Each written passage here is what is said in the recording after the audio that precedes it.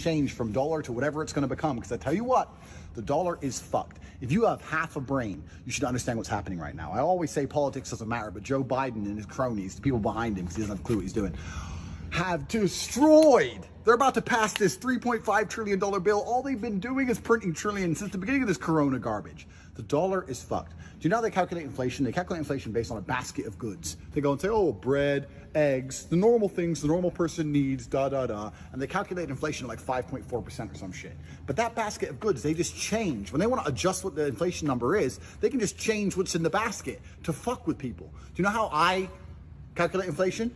This was the price of something last year, and this is the price now. I encourage you to go and Google up the price of timber now compared to what it was. Wood is wood. You can't really fuck with wood. You can't change the type of eggs. You can't mess around. Wood is wood. The dollar is fucking wrecked. So oh my gosh. That we're in serious trouble. Serious. And it's getting worse. That's what terrifies me. Inflation goes up, and the average American doesn't have $1,000. 40% of Americans don't have $1,000. And so when inflation goes up, we're going to wipe out 50% of the U.S. population. And that is when revolution starts. If and when, and it will come down, the stock market crashes, the 401k, the old guys like me are toast. You know, we don't have a retirement. Our pensions are bust. They don't say devalue the currency. They don't say cheat the people who are saved.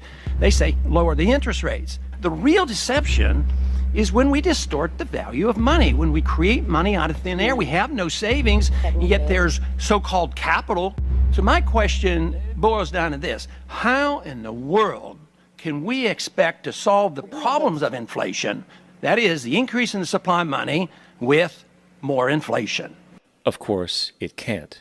The fractional reserve system of monetary expansion is inherently inflationary, for the act of expanding the money supply without there being a proportional expansion of goods and services in the economy will always debase a currency. In fact, a quick glance at the historical values of the U.S. dollar versus the money supply reflects this point definitively, for the inverse relationship is obvious.